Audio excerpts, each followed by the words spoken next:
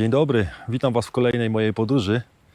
Witam się z Wami trochę nietypowo. Przeważnie robię to z pozycji motocykla, jadąc motocyklem.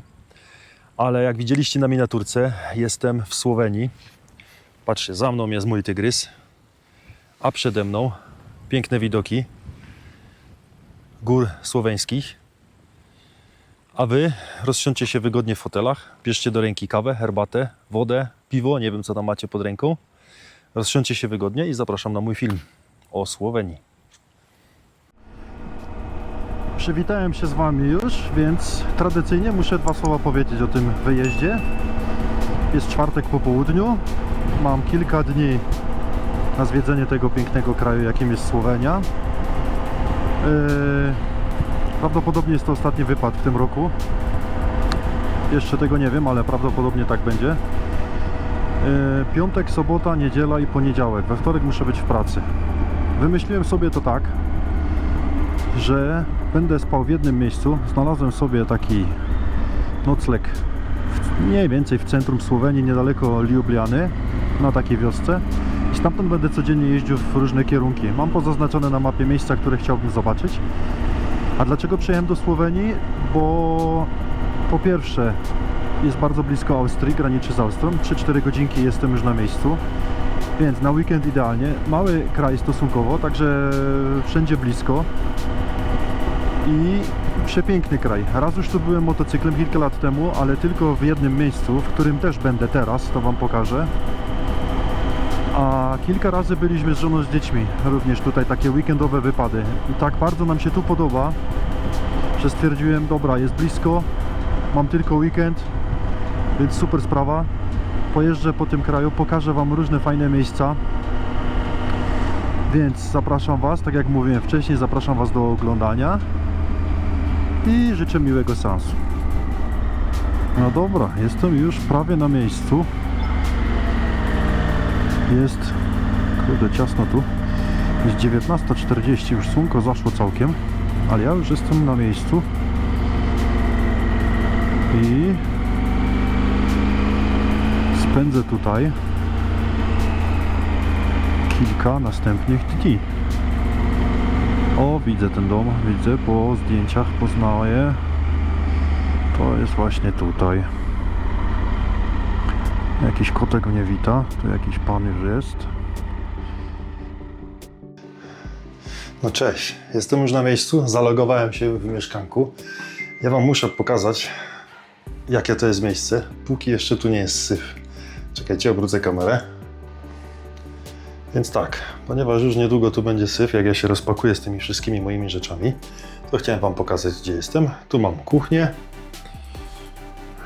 Powiem Wam, że super miejsce. Mam całe takie mieszkanko do dyspozycji. Przedpokój. To jest łazienka z prysznicem i sypialnia z 2 łóżkami. Tu mam telewizorek. Naprawdę fajne miejsce. A jutro Wam pokażę, jak wygląda to z zewnątrz, bo teraz już jest ciemno. Ja idę się kąpać. Tu właściciel mi mówił, że zaraz mnie zaprasza na piwko. Także pewnie napijemy się razem piwka i idę oglądać mecz Polska-Holandia. Zobaczymy, co to będzie. Tak mnie wita niestety dzisiejszy poranek. Jest 8 rano i popatrzcie, jakie są chmury. Wszystko jest niestety w mgle, ale mam nadzieję, że zaraz się poprawi, bo ja chcę już startować. Jadę właśnie w tamtym kierunku. Śniadanie już zjadłem i zaraz wyjeżdżam.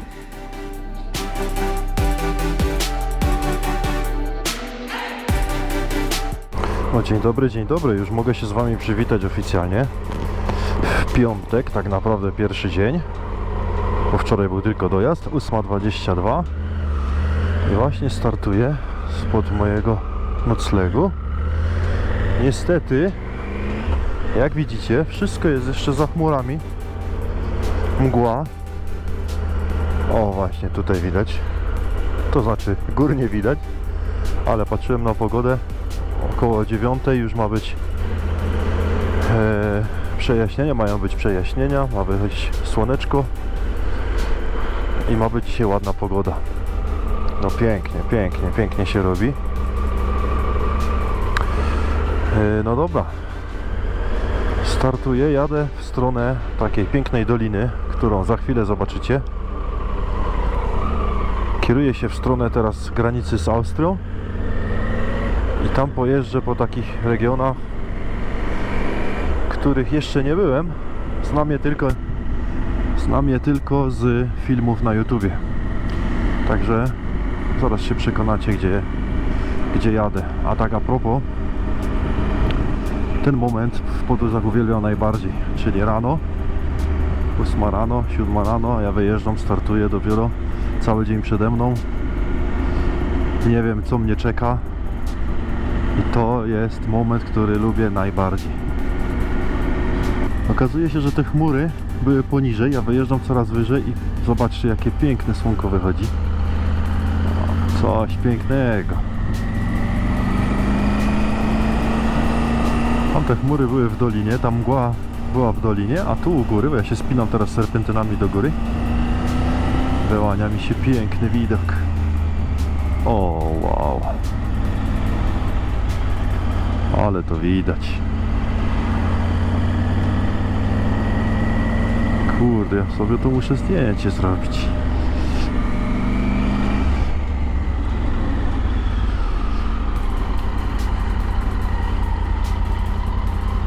Ja nie wiem, jak to na kamerze widać. Kurde. A przed nami wyłaniają się góry. Właśnie tam w tą stronę jadę. Piękna pogoda się zrobiła. Jest 9 rano. Ja jechałem 15 km dopiero przez godzinę, bo już się chyba z 10 razy zatrzymywałem. Ja kieruję się teraz w stronę Austrii, w stronę granicy z Austrią, tak jak wczoraj przejechałem, bo ja wczoraj z tamtej strony przejechałem. Ale dlaczego tam jadę, no to wrzucę wam w filmie właśnie mapę, dokładnie którymi drogami będę jechał i jak to sobie zaplanowałem, bo jadę tam w te przepiękne góry, w taką piękną dolinę. Zaraz zobaczycie zresztą, ja tu wjadę na takie serpentyny, przejadę przez granicę do Austrii, przejadę przez kawałek przez Austrię i później wjadę z powrotem do Słowenii. No i wjeżdżam do Słowenii z powrotem, ale może sobie tutaj zrobię, przykleję jakoś wlepę. No, gdzie tu przykleić? Ta już nie trzyma w ogóle. To może tu. Jak ktoś tu będzie, może wysłać fotkę.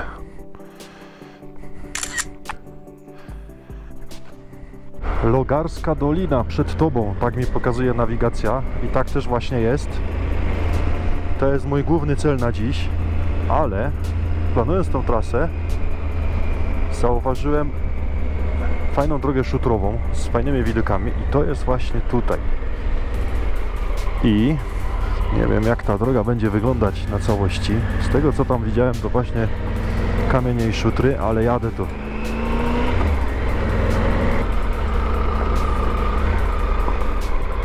No i zobaczcie, gdzie mnie prowadzi ta droga. Tu już widzę jakiś pierwszy punkt widokowy, ale jadę dalej.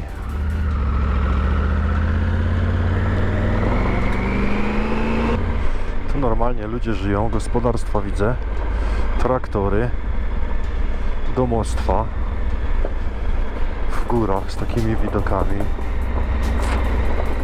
Uwielbiam takie miejsce. Zobaczcie, jakie to jest klimatyczne miejsce. Tam podejrzewam, rzeczka płynie, tylko chyba wyschła. Tak wygląda przynajmniej to z góry. No zaraz zjadę na dół, to podejdę. Tak to wygląda, ale kurde, fajne miejsce. Teraz są właśnie znaki i widzę, że jest tutaj opłata jakaś wjazdowa. Ciekawe ile, zaraz się dowiem. Hello. How much?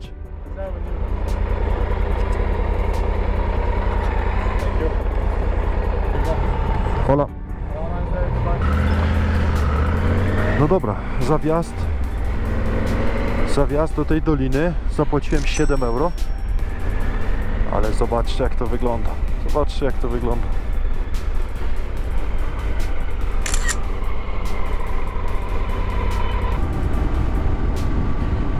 O, tu widzę, gość odpala drona. Będzie coś nagrywał. A propos drona, przydałby mi się. Ale może już niedługo.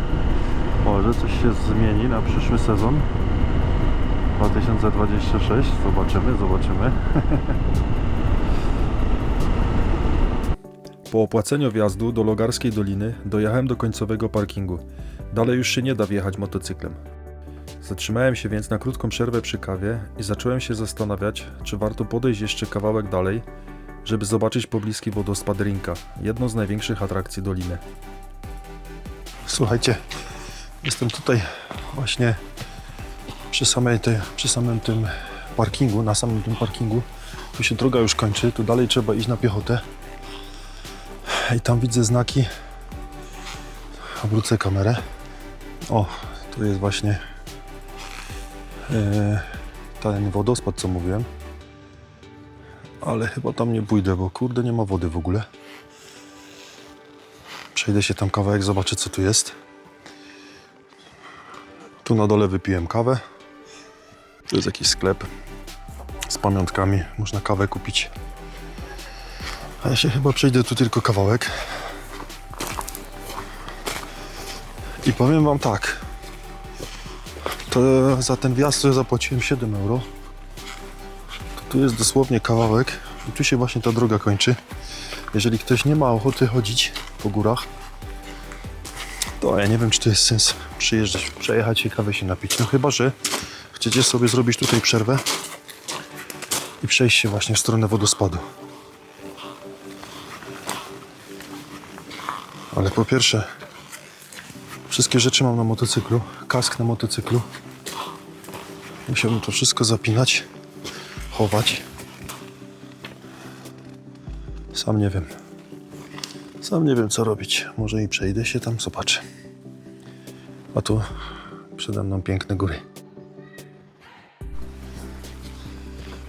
Postanowiłem jednak, że idę. Idę w całym stroju, w butach motocyklowych. Ale to nic, pisze, że 15 minut. Myślę, że to zrobię szybciej. I mam nadzieję, że będzie tam woda. To znaczy, że ten wodospad w ogóle jest czynny. W sensie takim, że będzie woda. Bo zobaczcie teraz. Tu powinna płynąć woda. Nie ma ani kropli. Przynajmniej tak się mi wydaje, że tu powinna być woda. No i jestem na miejscu.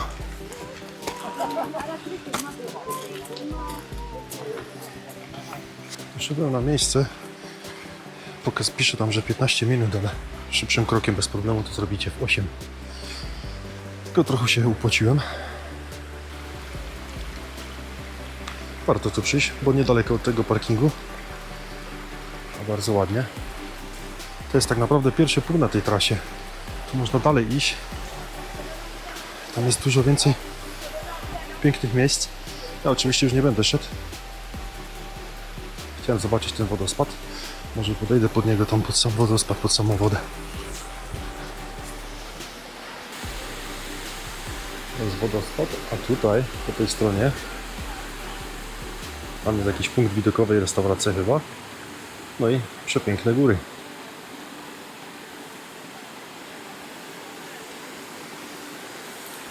Warto było tutaj wejść. Niedaleko od parkingu, polecam. Patrzcie, tu można sobie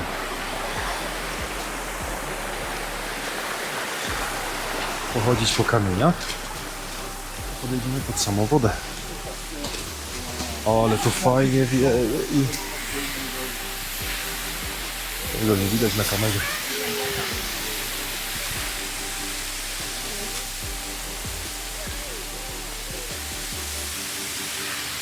Ale bajka.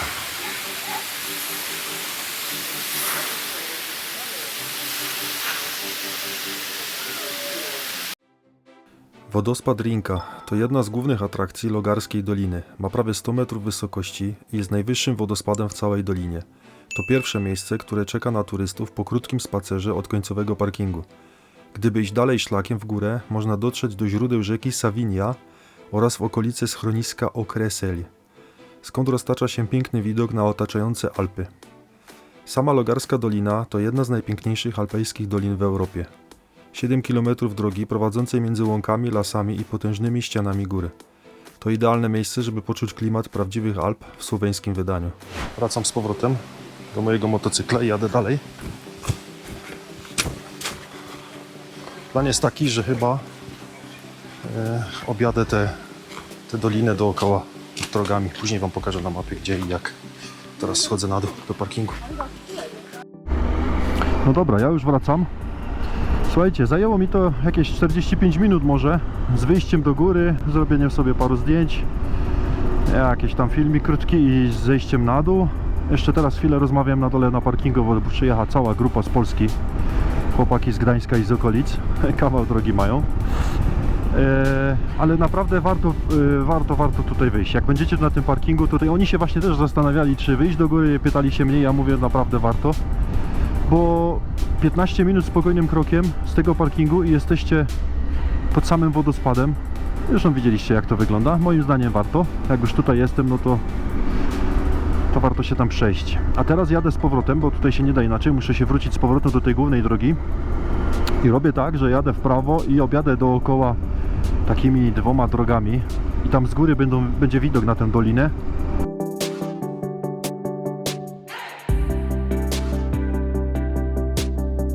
Nam się teraz do góry takimi serpentynami, zakrętami. Piękne tereny. Świetnie się jedzie. Uwielbiam takie drogi. Nie ma w ogóle samochodów, nie ma ruchu. I zobaczcie, tutaj wyjeżdżacie z takiego miejsca i widok na góry. O, i offroad. Bardzo dobrze. Ale pięknie, piękna pogoda.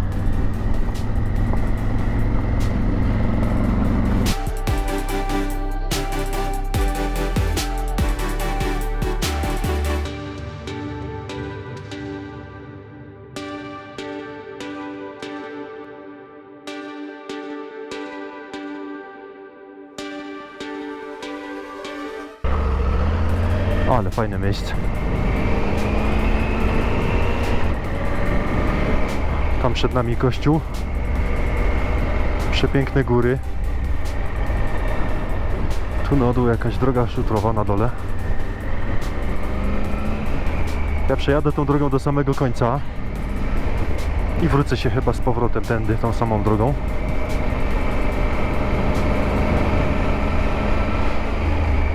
No i jechałem tą drogą i dojechałem do takiego oto miejsca. Czyż to nie jest pięknie? Czyż to nie jest ślicznie?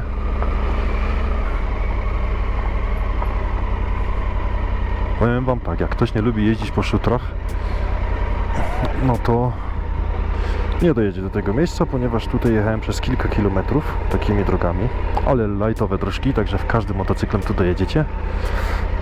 No, ale myślę, że warto. Zobaczcie.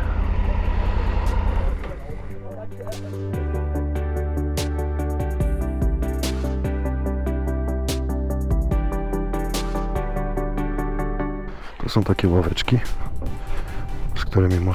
na których można się położyć i podziwiać te widoki.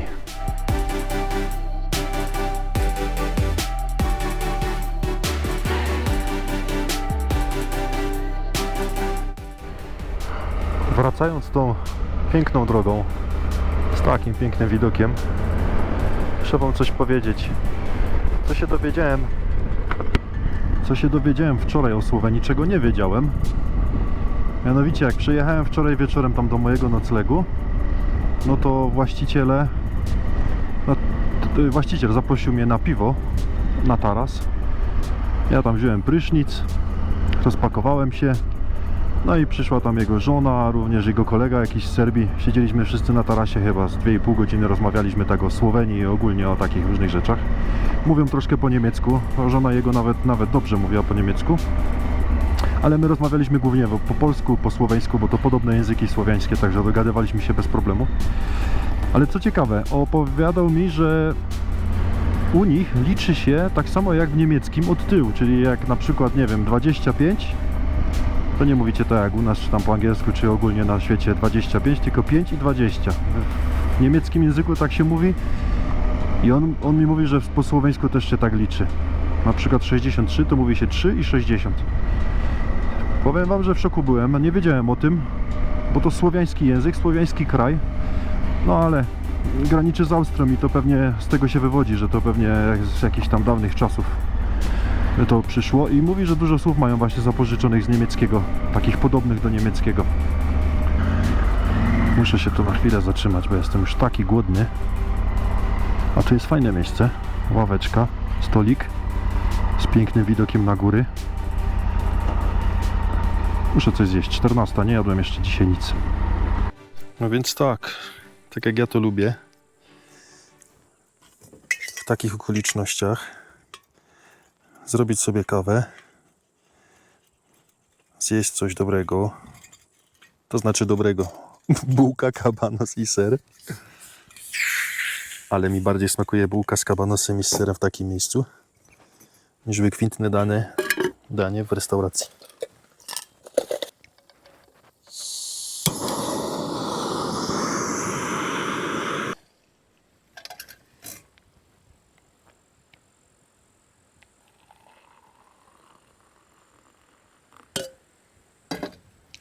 Bułka, kabanos i kawa. Co trzeba więcej? Mając taki widok, nawet ustawiłem swojego tygrysa, żeby również miał ten sam widok, aby też trochę odpoczął.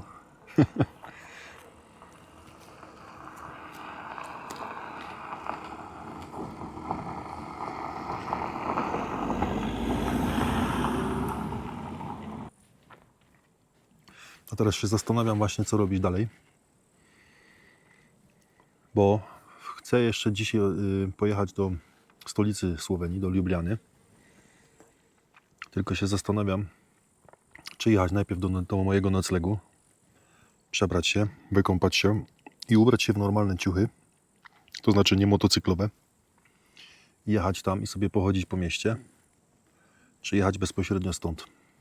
Muszę się zastanowić, która jest godzina. Jest dopiero 14, także czasu mam dużo. Ale tu jest tak pięknie, że ja bym tutaj został tak do wieczora.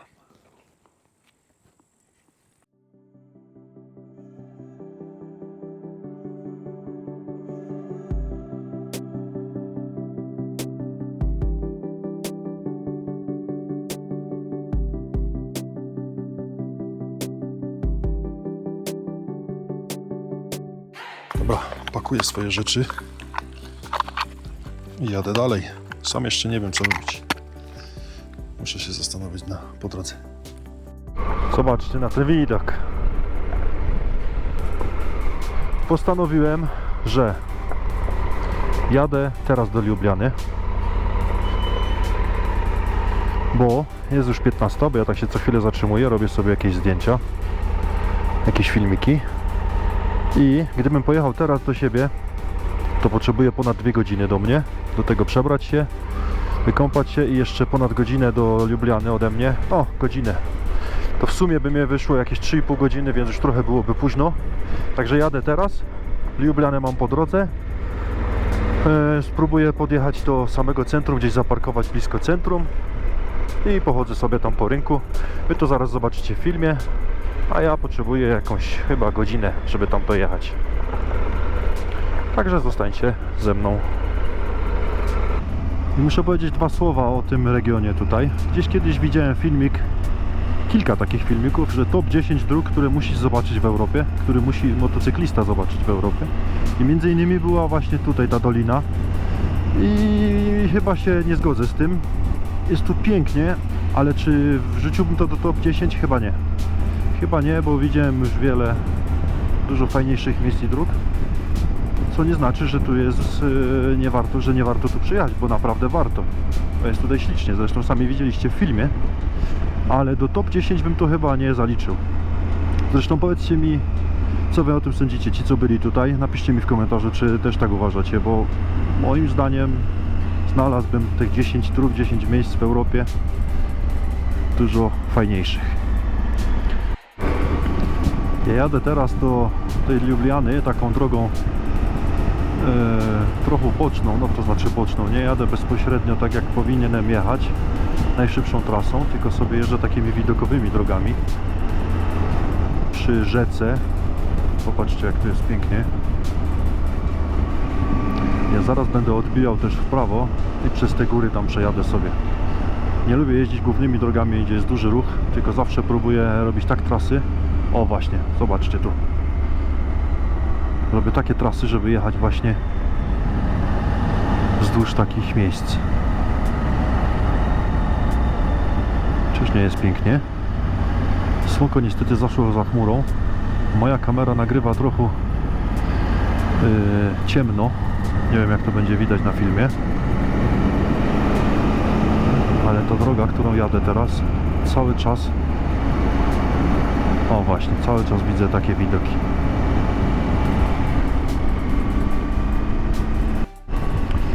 Co się rzuca bardzo w Słowenii, bo już tu byłem wiele razy, to jest to, że ten kraj z tych wszystkich krajów byłej Jugosławii jest to zdecydowanie najbardziej rozwinięty i najbogatszy kraj. Objeździłem wszystkie te kraje byłej Jugosławii, wszystkie kraje bałkańskie, jedne trochę lepiej, drugie trochę gorzej, ale Słowenia naprawdę pod każdym względem, na każdym kroku to widać, jest najbogatsza, najbardziej rozwinięta. Widać to na drogach, na ulicach, czy widać po samochodach, po domach, po podwórkach, po miastach. Jest to pięknie, jest to ślicznie, jest to czysto. Oni chyba weszli jako nie chyba, tylko na pewno weszli jako pierwsi do Unii Europejskiej, chyba wtedy co i my, Polska, jeżeli się nie mylę. Mają już walutę euro. Zdecydowanie najbardziej rozwinięty kraj. Na drugim miejscu pewnie Chorwacja, ale moim zdaniem Słowenia jest krok albo 2 kroki nawet przed Chorwacją. I objeździłem ten kraj już cały, nie mówię teraz, tylko ogólnie, bo z żoną i z dziećmi byłem tutaj, tak jak już wspominałem wcześniej. Także byliśmy w różnych miejscach i przejeżdżając tędy nawet na urlop do Chorwacji, to przecież widziałem ten kraj z różnych perspektyw i zdecydowanie numer 1, jak dla mnie oczywiście. Oglądałem kiedyś na YouTubie też taki kanał, zapomniałem jak się nazywa, chyba coś historię, nie wiem, nie pamiętam jak się teraz nazywa, ja wam może tam rzucę. To jest 2 braci, jeden brat ma bez planu, podróżnik, a drugi jego brat, identyczny głos, ma swój kanał i opowiada takie różne ciekawe historie. Ciekawe historie to się chyba nazywa. Świetnie, polecam, jeżeli ktoś jeszcze nie oglądał, to polecam. W każdym bądź razie oglądałem właśnie jeden z jego odcinków o właśnie Jugosławii, dlaczego rozpadła się Jugosławia, i tam między innymi właśnie opowiadał o tym, że z wszystkich tych krajów byłej Jugosławii to właśnie Słowenia i Chorwacja byli najbardziej rozwinięci i byli najbogatsi, a musieli się tak jakby dorzucać do całych tych, no po prostu składać się tak jakby na wszystkie inne biedniejsze kraje, dokładać pieniądze do tych biedniejszych krajów, między innymi tam wiecie na południu jakaś Albania, Kosowo, one były dużo biedniejsze, zresztą to widać do dziś. I właśnie między innymi też przez to ta Jugosławia się rozpadła, bo oni chcieli być po prostu swoim krajem, chcieli być wolnym krajem, no bo skoro są bogatsi, skoro u nich gospodarka dużo lepiej funkcjonuje, no to normalna sprawa, dlaczego oni mają utrzymywać kogoś innego, nie? Ale polecam oglądnąć między innymi to, bo tam wiele jest różnych programów, filmów, dokumentów na temat Jugosławii. Ciekawe, to jest naprawdę ciekawa historia. I co jeszcze? Jeździłem tu po tych krajach bałkańskich i powiem wam, że to jest taka moim zdaniem taka trochę tykająca bomba. Jak się rozmawia tutaj z tymi ludźmi, tutaj przecież ta wojna u nich nie tak dawno była, przez lata 90., początek lat 90. I ja mam styczność z wszystkimi tymi nacjami, ponieważ nawet w pracy mamy kilku Serbów, tam z Kosowa. I znam ogólnie, no w Austrii jest bardzo dużo tutaj tych osób z tych regionów świata. czy tam gramy w piłkę gdzieś, czy jak chodzę na boks, no to tam też są właśnie Serbowie, Chorwaci. To powiem wam, że kurde, jak oni czasami się wypowiadają o sąsiadach, no to tam moim zdaniem jedna, nie daj Boże, jakaś sytuacja i to jest taka tykająca bomba. Oni tak nie do końca się lubią.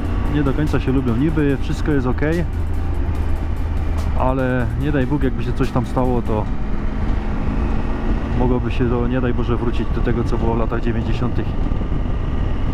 A w szczególności Serbia i Kosowo. No ale dobra, nie o tym. Jestem w Słowenii, w pięknym słowiańskim kraju. I co zauważyłem jeszcze, to jestem blisko granicy z Austrią i podobne są tutaj tak jakby regiony. Te sklepy, te drogi, te chodniki. Przypomina mi to bardzo Austrię. Sklepy te same co w Austrii, prawie wszystkie.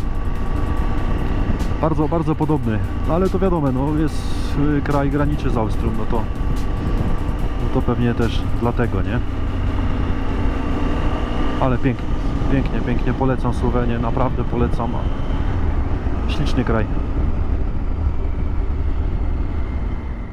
Kierując się w stronę stolicy Słowenii, zatrzymałem się jeszcze w Kamniku, by zobaczyć ruiny zamku. Potem zaś dotarłem już do Lubliany. Motocykl zostawiłem w samym centrum, wyznaczonym miejscu dla jednośladów i ruszyłem na spacer. Lubliana to dziś stolica Słowenii, w której mieszka około 280 000 osób. Położona jest nad rzeką Ljubljanicą, dokładnie w centrum kraju. Jej historia sięga czasów rzymskich. W I wieku naszej ery znajdowało się tu miasto Emona. Później przez wieki rozwijała się pod wpływem książąt krainy Karyntii, Habsburgów i monarchii austro-węgierskiej.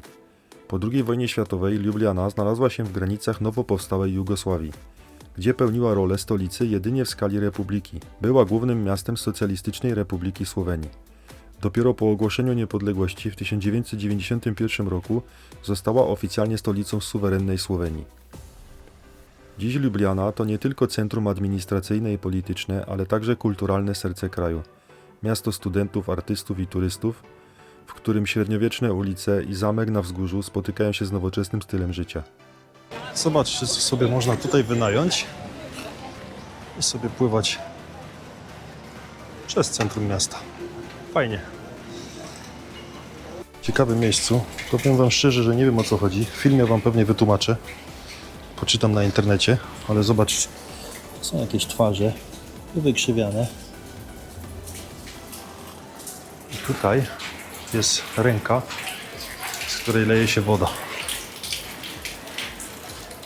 Coś tu pisze, ale nie rozumiem.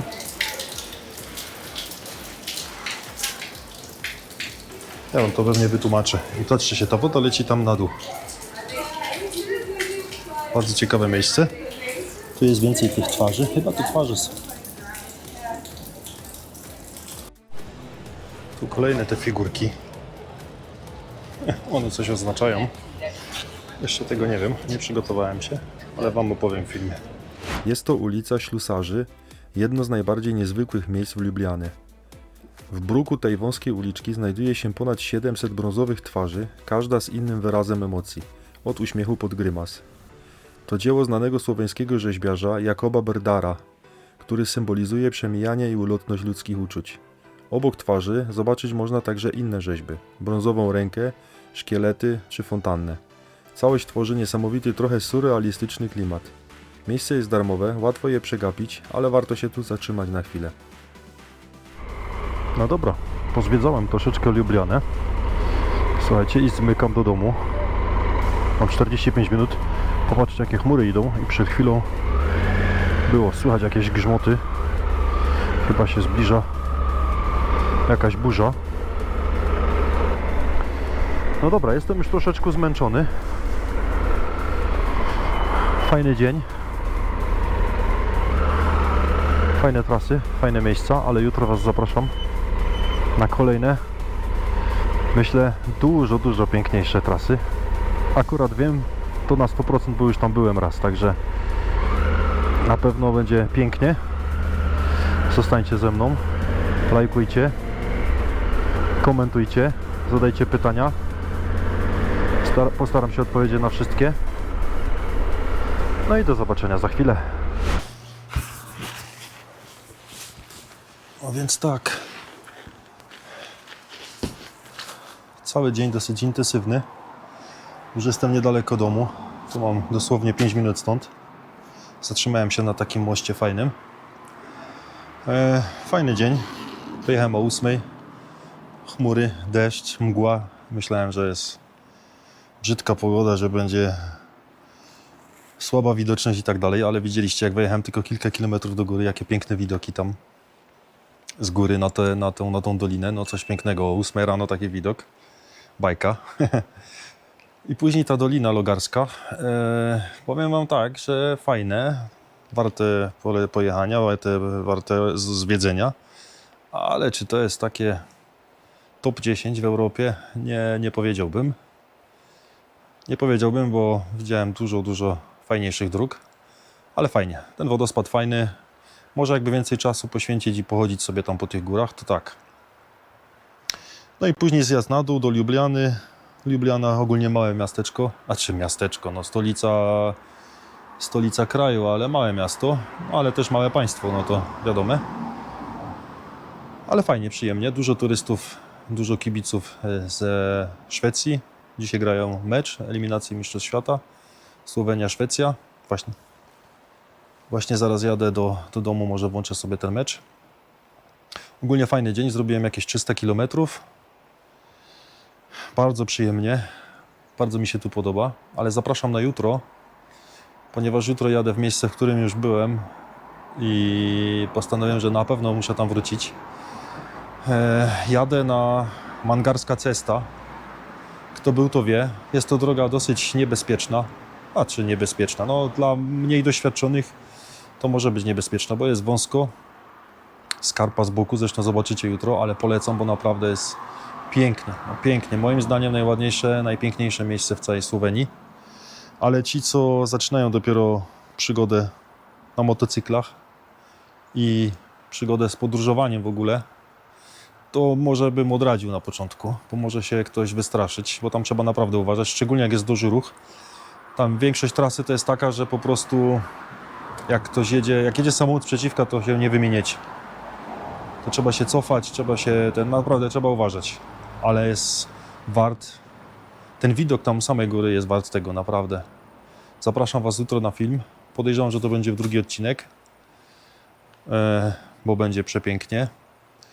A ja jeszcze sobie tu posiedzę i za chwilę jadę do siebie. Powiem wam, że fajnie, już jest godzina, która jest godzina? 19:37. I pierwszy raz tak robię, że mam nocleg w jednym miejscu i jeżdżę codziennie w to samo miejsce. Odpada wam ten taki lekki stresik, stresik, może nie stresik, ale codziennie po południu musicie myśleć o tym, żeby jakiś nocleg zarezerwować, a tutaj kufry boczne zrzucone, jeździłem sobie cały dzień, czy ja przyjadę na 20, na 21, czy na 22, nieważne. Nocleg mam, także to jest fajny komfort, tak jak teraz mogę sobie posiedzieć, nigdzie mi się nie spieszy, bo i tak nie mam nic do roboty. Muszę sobie zrzucić tylko filmy z dzisiejszego dnia. Dobra, nie przeciągam. Jak się podobało, dajcie lajka, dajcie komentarz jakiś. Chętnie odpowiem. Jak macie jakieś pytania, to piszcie pod filmem. No i do zobaczenia już jutro. Dotrwałeś do końca, no to po co się tak szybko rozstawać? Zobacz na jakiś film, który jest wyświetlany obok, zasubskrybuj kanał. Po co masz mnie potem szukać po całym YouTubie jak zaginione skarpetki?